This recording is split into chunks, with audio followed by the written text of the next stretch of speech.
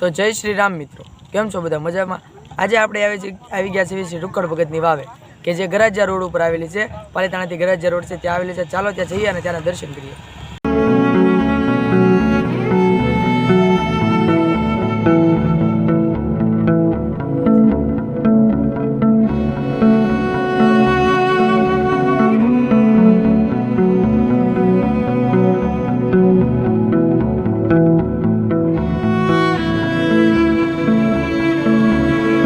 તો મિત્રો અહીંયા આપણે રૂકડ ભગતની વાવે કે જે અંદર અહીંયા આપણે હનુમાન દાદાનું જે મોટું મંદિર છે, મહાદેવનું મંદિર છે કે હનુમાન દાદાની નાની દેરી છે, બાપુની પણ દેરી છે, અહીંયા વાવ પણ છે એટલે આને રૂકડ ભગતની વાવ તરીકે ઓળખવામાં આવે છે. ચાલો હું તમને અંદર લઈ જઈને મહાદેવ, હનુમાનજી દાદા, એ બાપુ બધાને દર્શન કરાવું. તો મિત્રો જે આપણું મંદિર છે એ આપણે સદગુરુનું મંદિર છે, મયારામ બાપુનું, અને એની ચરણ પાદુકા છે. જો હું તમને પાસે લઈ જઈને બતાવું. આપણા મયારામ બાપુનો ફોટો છે અને નીચેની ચરણ પાદુકા છે. તો મિત્રો જે આપણે હનુમાનજીની દેરી છે કે જે અહીંના આપણા ગુરુજી છે કે જે અહીંયા જ્યારે પ્રાણ પ્રતિષ્ઠા થઈ જ્યારે તે હાજર હતા ત્યારે જે આપણા હનુમાનજી દાદાની દેરી છે તે ગુરુજીને દરરોજના જે ₹1 દેતા હતા એવું આપણે બાપુએ કીધું એમ. તો મિત્રો જે આપણું પાછળ મહાદેવનું મંદિર છે અને જો તમને નંદી મહારાજના દર્શન કરાવું. ચાલો જો અંદર જઈ. અંદર જે અહીંયા આપણે જો સામે તે અહીં જે આપણા મહાદેવ છે. ઓમ ત્રંબકમી જામહે સુગંધિ પુષ્ટિવર્ધનમ ઉર્વારુકમે બંધના મૃત્યુ મોક્ષીય મહામૃત.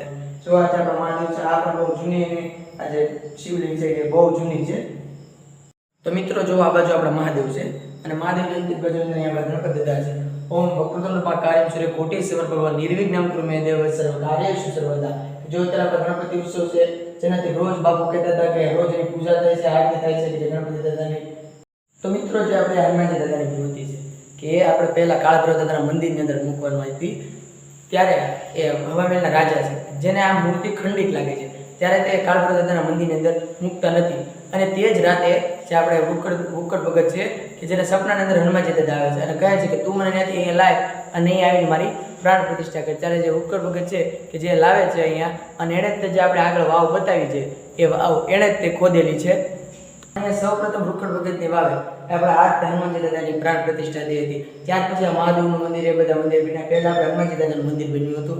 જય શ્રી રામ. મિત્રો આપણે બતાવ્યું એમ જો આ મહાદેવનું આપણું મંદિર છે કે જેની આ બાજુ જ તે આપણે જે આપણે પાછળ દેખાય છે મંદિર જેવું જે આપણો ધૂણો છે. તો હું તમને બતાવું કે જે બાપુ આપણે બેહીને જે યજ્ઞ કરે એવી રીતનો જે આપણો ધૂણો છે તો આ બાજુનું બાવણું તો બનશે એટલે જેનાથી હું તમને બારીની અંદરથી બતાવું. જુઓ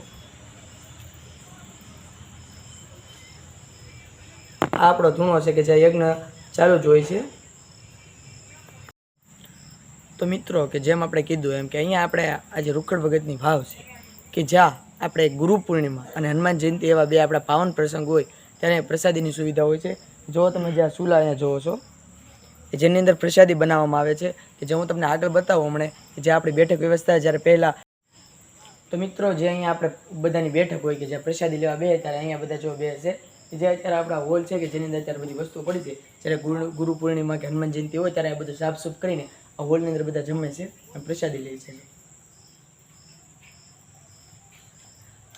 તો મિત્રો કે જે અહીંયા આપણે રૂકડ ભગતની વાવ છે કે આપણે પાછળ આવે છે વાવ.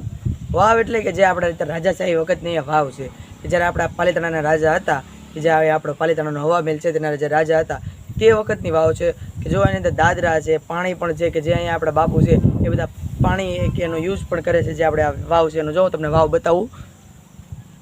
જુઓ આપણે આ વાવ છે અને જે ઓલી બાજુ જુઓ તમે જે તમને દાદરા જેવું દેખાય છે બાવળના કારણે જેવા તેવા તમને દેખાતા છે. અને જો આ વાવ છે આપણી. ઓલી બાજુ જે આ બહુ ઊંડું પાણી છે હું તમને પાસે લઈ જઈને બતાવું. તો મિત્રો જે અહીંયા આપણે જોવો છે અહીંયા જે પાણી છે કે અહીંયા બહુ ઊંડું પાણી છે. જો અહીંયા ઉપર થોડું કચરું છે જેનાથી ન દેખાય બહુ એટલે બહુ ઊંડું પાણી છે. આ બાજુ જે જો આ બાજુ એટલું બધું ઊંડું પાણી નથી.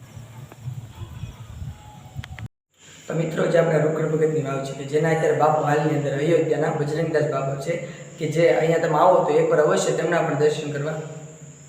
મિત્રો પાલીતાણાની નજીકની અંદર તમને કાંઈ ધર્મસ્થળ કે કોઈ મંદિરનો એવો ઇતિહાસનો બહુ જૂનો હોય એવી તમને કાંઈ માહિતી હોય ને અમે જો અહીંયા આવીને વ્લોગ ન ઉતાર્યો તો તમે અમને કોમેન્ટની અંદર જણાવજો અને તેનું એડ્રેસ ને તેનું નામ અવશ્યથી જણાવજો જેનાથી અમે આવીને અમારથી જો કોશિશ થતી છે તો અમે આવશું અને વ્લોગ ઉતારશું.